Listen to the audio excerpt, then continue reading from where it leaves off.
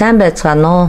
Сүүлийн үед цахим орчинд нийгмийн сүлжээгээр дамжуулан урьд хожид сонсдож байгаагүй хачин сонин этгээд хэрэгүүд олноороо гарч хайр дурлал аз жаргалаа хайсан охид бүсгүйчүүд хэн нэгний золиос олж хөрөнгө мөнгө амь амьдралаараа хохирох нь олон. Миний гэж байгаа энэ хэрэг бол цахим сүлжээгээр хайраа олсон нэг эмэгтэй түүний олсон хайр нь чухам юунд хүрв гэсэн тухайд өгүүлэх юм аа. 2021 оны 1-р сарын 5-ны өдөр Энтхэгийн Керала мужийн Каллоно дүүргийн Калавахтукал гэдэг тосгонд амьдардаг 55 настай Судар Шахан Пиллай гэдэг хүн өөрийнхөө сурсан зангаар гэрээсээ холгүй байдаг сүмд очоод өглөөний залбирлаа хийчгээд гэртээ ирж цайгаа уучаад аяг тавга ураагаад байж идэл гаднаас тэдний бэр Ришма Парман гинэтхэн хашгирч тэднийг дуудсан. Ришмагийн нөхөр Вишну болон хадам эцэг Пиллай нарыг гараад иртэл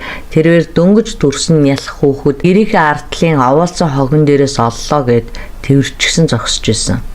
Тэр чимээгээр бүх хүмүүс сандралдаад лойртон ирэхэд хүүхдийн биеинд нь хатсан навчнууд наалдаж дөрөд тун удаагүй байгаа бололтой хүүн биен дээрээ наалтсан байсан агаад тэрүүхэн үед хүүхэд үхээгүй байсан учраас бушуухан түргэн дуудсан.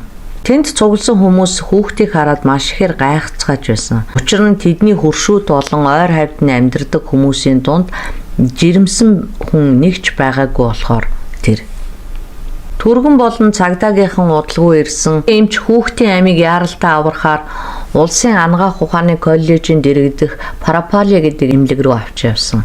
Гэвч хүүхдийн амийг аврахын тулд илүү их эрчим тэмчилгээтэй газар шаардлагатай болсон учраас Адам Торнил дах хувийн эмнэлэгт хүргэсэн байна. Харин цагдаа нар хүмүүсээс юу олсныг асууж энэ хүүхдийг хэн хайсан байж болох уу, хэний ураг байх магадлалтай зэргийг олж тогтоохын тулд тэнд байсан хүмүүсийг нэг нэгээр нь дуудаж ярилцлага авч эхэлсэн. Мөн мөрдөгч нохоон багийг хүртэл авчирч тэрүүгээр үнэртүүлж хайсан байна. Орон нутгийн мэдээллийн хэрэгслүүдээр энэ тухай цацаж хамтран ажиллаж эхэлсэн. Мэдээж бол энэ тосгоны иргэдээс гарцаа байх хүүхэд хаягдаад ямар ч байсан 24 цаг болоогүй байгаа учраас мэдээж энэ тосгоноос юм уу эсвэл цэргэлдээ тосгоноос их ойрхоноос хайсан байна гэж бодоод сэжигтэй хүн байхгүй байсан. Тэгэд цагдаа нар олон сэтгүүлчдийг хэрэгтнийг олохоор судалгаа шалгалт явуулж байх зур эмчнэр хүүхдийг аврахын тулд чадах бүхнээ хийжсэн боловч Нярай дүрлэгийн амьсгалын замын эмгэгтэй төрсэн байсан бөгөөд эмчнэр бүх талаа дайчилсан ч гэсэн хөөрхийн Нярай бол хог хаягдал дээр удаан байснаас болоод халдварт өвчин туссан. Уурсан хоолойд нь хоригдлогдсон гацсан навчны хогноос болоод амьсгалын замд нь төгжрөл үүсэж зүрхний дутмагшил гэдэг онцтойгоор 2021 оны 1-р сарын 5-ны оройн хөөрхийн Нярай нас бардаг. Тосгоныхан Пилегийн гэр бүлийн ойролцоо цуглаад цагдаагийнханд мөн очролд орсон Пилегийн гэр бүлд туслахыг эрмэлзэж байлаа. Пилегийн гэр бүлийнхэн бол өөрсдөө ч Нярайн тухай цагдаа нарт мэдэх чадах бүхнээрээ тус нэмэр болж байсан. Ер нь Пилегийн гэр бүл бол тосгондоо нэр хүнд сайтай, тусч сайхан сэтгэлтэй хөдөлмөрч хүмүүс гэдгийг бүгд мэддэг байлаа. Нярайг анх олсон Пилегийн бэр Кришмач мөн өөрөө залуухан ээж болохоор тэдэнд туслахыг чадлаараа чармааж байсан. Тэрээр цагдаагийн нэгжлэг болон бусад үйл явцад ч чадах ятгаараа тусалж байв. Цагдаа нар энэ хэрэгт хүн амны хэрэг нээсэн бөгөөд тэр тосгоны болон хөрш сэргэлдээ тосгонд амьдардаг жирэмсэн болон хөхүүл эхчүүдийн мэдээллийг эмнэлгээс авч тэдэнтэй нэг үрчлэн уулзаж ярилцаж хүүхэд нь хэрхэн боожж байгаа болон ургийн бүрэн бүтэн байдал өсөлтийн явцын талаар нарийн мэдээллүүдийг орон нутгийн жижиг том эмэгтэйчүүд эхчүүдийн эмнэлгүүдээс авч маш нарийн шалгаж байсан. 14 хоногийн турш эрчимтэй үргэлжилж эрүүл мэндийн яам болон нийгмийн эрүүл мэндийн итгэмжлэгдсэн төлөөлөгч нартай хамтран оролцож байжээ. Түүгээрч болохгүй эмнэлэг клиникийн газруудын хяналтын камеруудын бичлэгийг авч бас нягтлж үзсэн. Төрөл бүрийн бүртгэл мэдээллийн сангуудаас мэдээллүүдийг цуглуулж, жирэмсэн эхчүүдийг бүртгэлд оруулж, жирэмсний хяналтанд байгаа эсхийг нь хүртэл наривчилж шалгаж байсан. Дүүгээрч зогсохгүй мөрдөгчд сүлжээ нь унтарсан гар утас хаа нэгтээ байгаа эсхийг шалгахын тулд тухайн бүсийн өөрөн телефоны цамхгуудаас холбогдож байгаа сүлжээнээс гарч байгаа гар утаснуудын бичлэгийг нь хүртэл авч ирсэн. Гэвч энэ бүх оролдлогууд ямар ч нэмэр болохгүй мөрдөн байцаагчид гэмт хэрэгт сэжиглэгдэж байгаа хүмүүсээс сүулдэ ДНХ-ийн шинжилгээ авч харьцуулалт хийх талаар орон нутгийн шүүхээс албан ёсны зөвшөөрөл авч ДНХ-ийн шинжилгээг нь авч эхэлсэн байна. Ингээд эдгээр дээжнүүдийг Няра хүүхдийн ДНХ болон тухайн үед Нярагийн биед хүрэлцсэн хүмүүсийн ДНХ-тэй харьцуул хийж үзчихв. Яг тэр үед бол нөгөө COVID-19-ийн тархалт бүс нутагт нэлээд идэвхжлэлтэй байсан. Керала мужийн сонгуул болж байсан учраас ширхэг яг биечлэн шалгаж байгаа удирдах албаны хүмүүсийн өөр бус нутагт шилжүүлж өөр албан тушаал томилогдох гэх мэтчлэн албан тушаалын наад заад асуудлууд их гарч байсан. Хаанаас ч юм гинтхэн гараад ирсэн энэ Няра хүүхд бол хүмүүсийн хувьд үнэхээр хачирхалтай зүйл байсан бөгөөд үдий болтол ийм их эрэл хайгуул хийгээд байхад энэний үр дүнд эцэг ихэнч тодорхой болохгүй байгаа нь хүмүүсийг бүр гайхшруулж алмаар болж байсан. Бүтэн 5 сарын турш мах цусныхан тасархаана гэж ганц ч хүн гарч ирэхгүй байгаа. Энэ өрөвдөлтөй бяцхан далигаачийн тухай тэр хүүхэд хэрхэн төрсөн бол гэсэн таавар онцгой хүмүүсийг гайхшруулад нэгтгэг бол шашны жижиг олон урсгалуудтай хүмүүс нь мухар сүсэг ихтэй болохоор тэдний дунд хүүхдийн талаар хачин чихтэй ярианууд зөндөө гарч байсан. Мөрдөгчд мэдээж тосгоны хүмүүсээс хүүхдийн талаар асууж судлахаас гадна тосгоны оршин суугчдын дунд байж болох үс догшин хэрцгий авиртай ер нь гэмт хэрэг үйлдэж болцсохгүй айхш зан тогтургүй сэтгэл мэдрэлийн өвчтөй гэх мэт тийм хүмүүсийн талаар мэдээлэл ярилцлагуудыг бас хүмүүсээс цуглуулж авч байсан. Тосгоны хүмүүс бол ер нь Пелегийн гэр бүлийн тухай бүгд л сайн сайхнаар ярьж тэдний хөдөлмөрч тус сайхан сэтгэлтэй хүн болгон л ярьдаг байсан. 2021 оны 6 сарын 22-нд хөршүүдээ үнэхээр сайн таньдаг эсэх талаар хүн болгоныг эргэлзүүлэхээр нэгэн эргэлтийг цагдаагийнхан хийсэн. Яасан гэхээр тэр өдөр цагдаа нар олноороо нэр хүндтэй даруухан айл болох Белайгийн гэрт ирж түүний бэр Ришма Пармаг баривчилсан. Ингэж баривчилсан явдал нь тосгоны оршин суугчдын дунд түүмэр мэт тархав. Ингэж баригдсны дараа Ришмагийн цагдаа нарт өгсөн мэдүүлэг нь хууран мэхлэлтийн үлгэр домгийн асар том хаалгыг нээж байгаа юм шиг л хүмүүсийн гайхширлыг барж ядсан. Яагаад Ришмаг баривчилсан бэ гэхлээр Няран биенээс авсан ДНХ-ийн шинжилгээгээр Нярагийн цогцсон Пелегийн хүү Вишну Варна болон түүний гэргээ Ришма Парма нарын хүүхэд мөн гэдг нь тогтоогдсон. Хүү Ришма Вармаг амьд мэнд төрсөн Няра хүүхдийнхээ амийг хөнөөхөөр хогийн цэг дээр хайсан гэдэг хэрэгээр ялт тулган Чаттанор хотын цагдаагийн газраас саатуулж байцаалт авч эхлэхэд Ришма уг болсон явдлын талаар цагдаа нарт үннээр нь мэдээлжээ. Эрбээр нөхөртөөгөө хайр сэтгэлээр гэрлээгүй гэсэн бөгөөд 20 оны ихэр фэйсбүүкээр нэгэн залуутай танилцаж жинхэнэ хайртай хүнээ олсон тухайга ярьсан байна. Ингэж хайртайгаа учирсан түүнийг хэрхэн алуурчин болгосон тухайга тэрбээр нэггүй тооч ярьжээ. Ришма өөрийнхөө фэйсбүүк хуудасаар Ананду гэх залуутай танилцаж эхлээд гим харгүй жирийн нөхөрлөж байсан ч удалгүй тэдний харилцаа гүнзгийрч ялангуяа бүх нийтээр тавигдсан хөл хорионы үеэр өдөрт хэдэн зуун удаа чат бичиж бие биедээ татагдсаар тэдний хайр сэтгэл маш их хөгжиж улмаар Анандутай дурлалцсан зүрх сэтгэлээрээ татагдсан гин. Үүнийг сонсоод хүмүүс маш ихээр гайхсан. Учир нь Пелегийн гэр бүлийнхэн Ришнаг огтхонч дарамтлж дээрлэхэж харьцдаггүй байсан. Нөхөр Вишнуч түүнийг сонсоод ёстой нэг алмаарсан гин. Ришна хизээч Анандутай уцаарч ярьж байгаагүй. Тэр итгэл бүр зургийн ч олж хараагүй хэрнээ түүнд дурлаж хамаг зүрх сэтгэлээ нээсэн бүх хүмүүст маш хачирхалтай санагдав. Жил гаруй харилцсан энэхүү харилцаа улам гүнзгийрсээр байсан бөгөөд Ананду хөл хорой намжих үеэр хоёулаа далайн эргийн жижигхэн хотод уулзцгаая гэж Ришнад хэлээд далайн эргийн дагуу байрлага 15 хот амралтын газруудын эрийг байршлын хамт явуулаад эндээс чи хаана очихоо сонгоорой гэж хэлсэн байна. Клавахтукалаас 1 км-ийн зайд орших Варкала гэдэг газрыг Ришма сонгосон бөгөөд тэр болцсон өдрөө Ришна Анандуутай уулзахаар Варкала руу явах гэж байсан боловч түүний нөхөр Вишну энэ талаар нэг найзаасаа олж мэдээд эхнэрийнхээ гар утсыг булааж авч эвдлээд түүнийг явуулаагүй юм байна. Ингэж тэр хоёр хоорондоо муудалцсан байна. Үүний дараа Ришнаш нөхөртөө бурууга хүлээгээд одоо би дахиж энэ Анандут гэдэг хүнтэй харилцахгүй. Би одоо бүх ингээ холбоогоо таслаа гэж хэлж. Гэхдээ үнэн чанартай бол нөхрөөсөө нууцаар нөгөө Анандутайгаа холбогцоор л байсан. Ришна өөрөө гар утсгүй болсон болохоор өөр хамаатан садан найз нөхдийнхөө утсанд өөрийнхөө SIM картыг хийж агаад Анандутай харилцаад байсан байна. Гэтэл энэ үеэр Ришна өөрийгөө нөхрөөсөө жирэмсэн болсноо мэддэг. Түүний жирэмсэн болсон нь шинэ амрагтайгаа нийлж хадмынхаа гэрээс зүгтах боломжийг үгүй илээ гэдгийг мэдсээр байсан ч гэсэн өөрийнхөө энэ жирэмслэлтийг нөхрөөсөө олон хадмуутаасаа ер нь эргэн тойрныхаа бүх хүмүүсээс нууцлая гэж шийдсэн.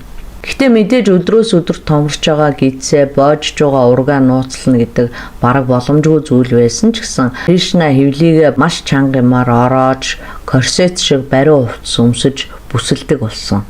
Нөхөртөөгөө секси харьцаанд орохгүй тулд янз бүрийн өвчин шалтгаан хэлж гомдолдог болсон байна. Тэрээр бас Анандо өөрийг нь жирэмсэн гэдгийг мэдвэл түүнээс харилцаагаа тасалж улмаар эдний хамтдаа зүгтах оролдлогын талаар болно гэж бодсондоо Анандууд бол жирэмсэн болсон тухайгаа огт дуулгаагүй юм байна. Хүүхдээ нууцаар төрүүлээд хааны газар хог руу хаяж сэжиг ахуулахгүй байж чадах юм бол хайрт Анандуудаагаа хамт ирээдүйд сайхан амьдрах болно гэсэн төсөөллөөрөө одож байлаа. Ингээд байж байтал 2021 оны 1-р сарын 4-ний өдөр гинт өвдөд тэрбээр гэрийнхээ угаалгын өрөөнд хүүхдэд төрүүлсэн хүүхдээ гэрийнхээ ардлын хог дээр гаргаж хаяад цагдаа нар ирээд сэжүүр авч болцшгүй бүх арга замыг нь бүрхэгдүүлж эмт хэрэгээ нуун дарагдуулж чадсан байна. Хэрэг мөрдөгдөж байх үеэр нөхөр Вишну нь Персийн булангийн бүс нутагт байдаг ажил руугаа явхаар бутсан бөгөөд эхнэрийнхээ баригдсан тухайг бол сүүлд нь олж мэдээд ихэд гайхжээ. Учир нь тэрбэр эхнэрээ жирэмсэн гэж огт мдээгүй бөгөөд бүр ямар ч сэжиг аваагүй ч.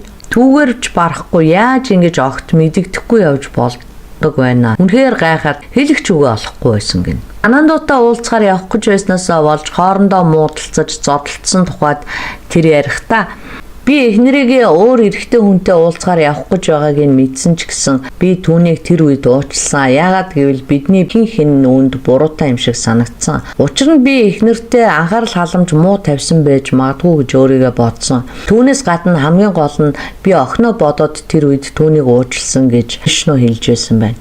Гэвч эхнэр нь жирэмсэн байж байгаад хүүхдээ хөнөөсөн гих энэхүү гэмт хэрэгээс болоод тэдний хооронд гэмт хэргийн чанартай харилцаа гарах магадлалтай байсан учраас Вишнуг гэрээсээ хол удаан хугацаагаар ажилдаг гих шалтгаанд нь хууль ёсны бүрдүүлэлт хийгээд гарч болох гэмт үйлдэлүүдээс урьдчилан сэргийлэх арга хэмжээг цагдаа нар авч байсан байна. Үнэхээр ч бас түүний жирэмсэн байх эхний хугацаанд бол Вишну гэрээсээ хол байсан учраас гэртээ юу болж байгааг мэдээгүй байсан юм. Ришмагийн аав Сударшин хадам эцэг Биллай нараас тухайн хэргийн талаар асуухад энэ ч түүнийг бие давхар гэж мэдээгүй байсан бөгөөд Биллай хэлэхдээ хэрэг гардаг өдөр бол онц юм илрээгүй. Харин хоол идэх уршил төрөхгүй байна. Би хоол идэхгүй гэж хэлснээс өөр юм анзаарагдаагүй. Ер нь бол ядарч сулдаж би өвдөж байна гэж хэлдэг нь бол ангын л хэлдэг эвийн зүйл байсан учраас их тоогоогүй гэж хэлсэн байна. Гэр бүлийнхэн ярихдаа Ришма төрхөөсөө өмнө амралтын өдөр байсан учраас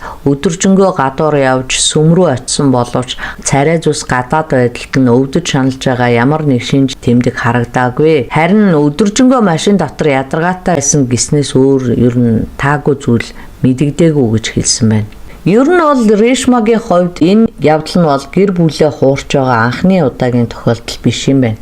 Тэрбээр 18 настай байхдаа Вишну Варматай нийлсэн бөгөөд Вишну Парма Пилайгийнхаа хамт түүнийг эхнэрээ болооч гэж гуйхаар очих. Тэр үед Ришма ол жирэмсэн байсан бөгөөд тэрхүү жирэмслэлтэй гэр бүлийнхэнтэйгээ нийлээд Вишнугаас нууцлж байжгаад гэр бүлээ батлуулж исэн юм байна. Ришмагийн хувьд бол айлын эхнэр болоод гэрийн эзэгтэй болж нэгэн хэвийн амьдрна гэдэг нь бол түүнд маш уйтгартай, залгуутай санагддаг байсан.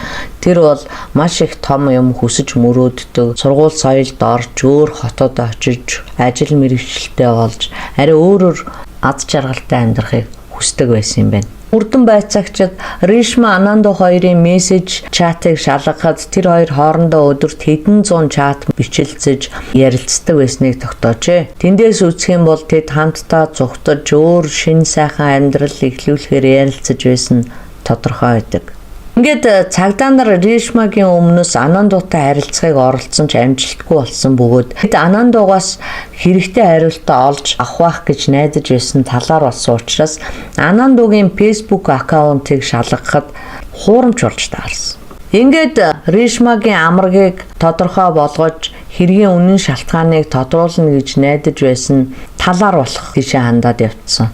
Ришмагийн аав нь ярихдаа бол Ришма нэг удаа Варкала руу явж найзтайгаа уулзахаар явна гэсэн боловч яг ямар хүнтэй уулзах гэж байсныг нь бол бид нар мэдээгүй. Харин түүний явах гэж байсныг Вишну болиулж тэгээ Вишну Ришма хоёр маш хүчтэй маргалдаж зодтолцсон. Энэ байдлыг мэдсэн боловч охин нь чухам ямар хэн гэдэг найзтайгаа уулзахаар явах гэж байсныг нь бол огт мэдээгүй үлдсэн гэж ярьсан юм байна.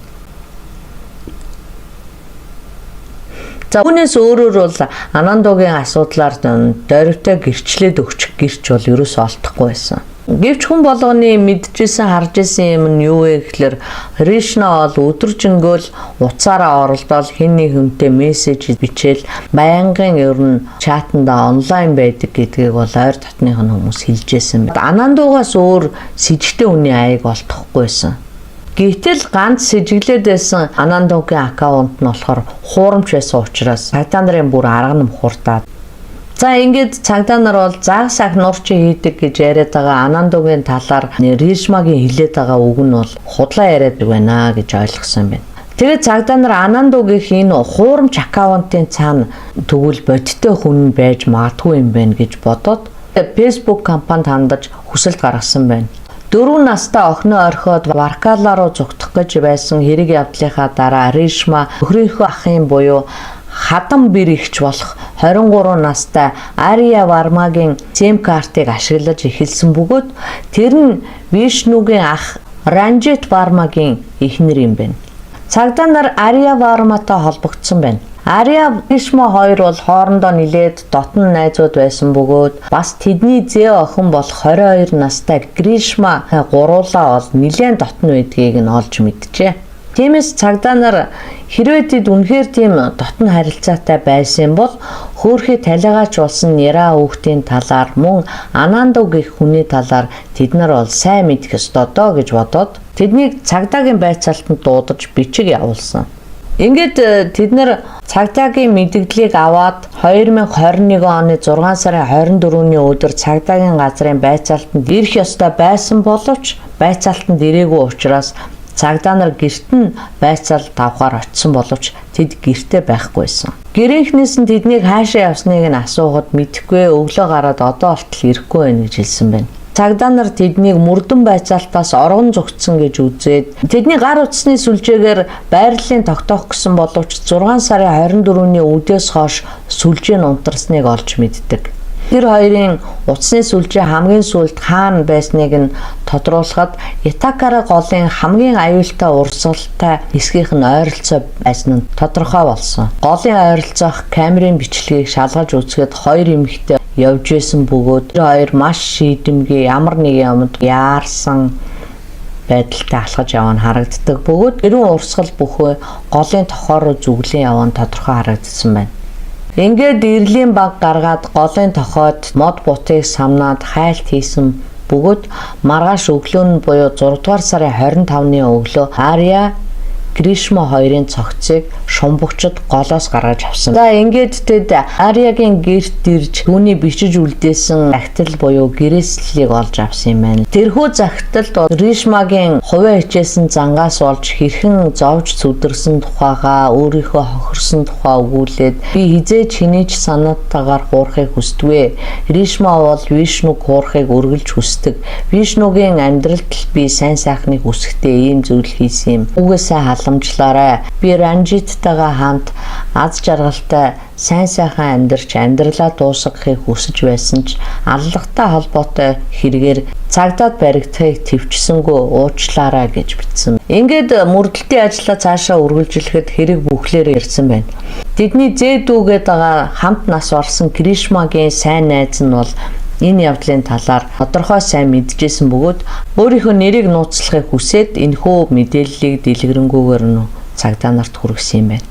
Гришма Ари хоёр бол Гришмагийн гэрээсээ зугтаж хоол явж өөр ажил мэргэжилтэй болж хүснээрээ сайхан амьдрах тэр далд хүслийг мэддэг байсан бөгөөд гуруулаа нийлээд ярилцаж хөөрөлдөж нууцаа ярьж байхдаа Гришмагийн бодлыг сонсоод тэр хоёр хоёулаа ер нь Гришмагийн янзын үзье. Иш нугаас гадна өөр залуутаа ийлэх нү ямархуу юм бичих нү гэж бохироод Нандо гэдэг аккаунтыг нээсэн юм байна. Эхэндээ бол тэр хоёр энэ аккаунтаа болоомоор нээгээд жаахан цаашлуулъя гэж бодож байсан боловч тэр үеэр ковид-20 гарсан байсан учраас хүн болгон гэртээ уйдаад харилцаа нь нэг л мэдгэд хяналтаас гараад маш удаан хугацааны турш үргэлжилж явсан. Гэвч тэд бол үүнийг зүгээр ч нэг үргэлжлүүлээд зогсохгүй Гришмаг гэрээсээ зугтаах Аркала руу явах төлөвлөгөөг нь хүртэл хамт боловсруулж тэгээ Гришмад бол арга замын зааж хийлж өгсөн байна. Тэгсэн мөртлөө Аркала руу явах гэж байгаа шүү гэдгийг бол Вишнуд мэдэгдсэн байгаа. Гришма ер нь далдуур өөр залуутаа сүүлэрч чадах нь уу яах нь уу янзын үзье гэж бодцгоосон гинэ. Тэд нар тэгж Гришмагийн янзыг үзье энтер гэж анханасаа бодсон бэ гэвэл Гришма өөр янзын Facebook хаягтай бөгөөд тэрүүгээрээ хүмүүстэй харилцаад байдгийг хоёр мэдсэн байна л да. Энийг хийж байх үедээ бол амар нэг хортой харилцаа болж үргэлжлэнэ гэж хинэнч бодоогүй. Тэгээд ч тэд нар бол Гришмаг жирэмсэн гэдгийг огтхон ч мэдээгүй байсан учраас нөгөө тоглоомоо үргэлжлүүлээд л байсан. Анханасаа тэд бол Гришмаг Анандууд тийм ихээр татагдаад дурлцгана гэж огт бодоогүй байсан болохоор Гришмаг баригдсны маргаашнаас ахуулаад Ариагийн сэтгэл санаа нь тавгуутайд маш төгшүүртэй болж баргаар байсныг тухайн үед бол Ариагийн хадам ээж нь анзаарсан. Тэгэхэд Ариач хадам ээжтэй хэлжсэн байна л да. Би Гришмагийн өмнө маш их том алдаа гаргасан гэж хэлжсэн. Хэрэг бол одоохондоо шүүхээр бүрэн шийдэгдэж дуусаагүй байгаа юм байна. Энэ хэрэгээс бол миний хувьд доорх 3 сургамж харагдаж байна. Нэгдүгээрт бол Facebook, сошиал орон зайд аялагчдын тоо өдрөөс өдөрт улам өргөжин дийлж хэдэн сая болж байна шүү дээ. Тэр хэрээрээ хүмүүс энэ виртуал ертөнцийн маш олон цагаар амьдарч ингэснээр одит ба бодит бус байдлыг ялгахгүй төрөлдөх болж таньж мэдхэн бүвэл зургийн хараагүй хүнийг хань нөхрөө болно гэж итгэж найдаад төсөөллийн хайр дурлалыг бий болгож хамгийн тод аимшигтай жишээл болохоос биш манад ч гэсэн үнэтэй төстэй хэрэгүүд маш их гарч байгаа штэ. Хүмүүс бол энэ насанд аав ээж ах トゥ удаа буян болж алга тэнэж мөнгө өгч үзээгүй мөртлөө хайр танихгүй хүмүүст одоо өөрийнхөө ирээдүг үр хүүхдийнхээ ирээдүг болсон тэр их хэмжээний мөнгө төгрөгийг бүр ингээд өгөөд алдчихдаг явдал. Хоёрдугаарт бол миний харж байгаагаар эмэгтэйчүүдийн дунд байдаг атаачтай юм болов уу гэж би бодож байна. Адилхан одоо нэг айлын бэр болж ирчээд тэгээд ял шалахгүй юм би биендээ өшөр санаад бүтэн жил нэгийгээ хуурч янзын үзэж итгэж үнэмшүүлнэ гэдэг бол хүн чанарын хувьд үнэхээр хэтэрхий цадиггүй хэрэг. Энэ их атаа жүтөө хорон үйлдэлээсээ болоод нөгөө өөдөө хайсан чулгуу өөрийн толгой дээр гэдгийг үлгэрээр нарт хорвоод амьдрах аргагүй гутамшигт орж ичид зовхтой өөрийгөө өнөөхөөс аргагүй хүрчин штт. За 3 дугаар миний харсан нэг муухай юм бас энэ байна. Уулын бугыг хараад унсан мориг олно гэж Монгол үг байгаа. Тогтсон үзэл бодол байхгүй амьдралаасаа таашаал авч амьдралаа таашаалтай болгож амьдрахын оронд айгаа амьдрал үр хүүхэд эр нөхрөө голж илүүд санаархаж тэгтээ бүр хөвлөдөд ээж байгаа үрээ хідэн сарын турш тэр амьсгалын боож байнгын хүлээс баглаасанд байлган тарчлааж тийм муухай юм хийчээд сайн сайхан амьдрна гэж мөрөөдөх тийм зориг одоо толгойд нь яаж багтдаг байна. Энэ бол өстой дэндүү муулгуу. Өөр нь тэгээд бол аливаа харилцаа хит дундаа орно гэдэг чи эцсийн эцэстэй бол ийм л юм төрөж байгаа. бэр нь бэр шиг байгаа л хадам нь хадам шиг байгаа л нөхөр нь нөхөр шиг байгаа л эхнэр нь эхнэр шиг ингээд өөр өөрсдийнхөө байр суурин дээр байж исэн бол ийм юм болохгүй. Хитрхи илэн далангүй харилцаа гэдэг бол ер нь бүдүүлэг байдал шүү дээ. Илүү юм бол ер нь тодорхой хэмжээтэй байх ёстой. За би тэгээд нэг өөрийнхөө хэмжээнд чадан ядан орчуулсан хэрэг маань нэг ийм хэрэг байж таарлаа. Тэгээд дараагийнхаа дугаарт эргэн уулзъя. Баярлалаа.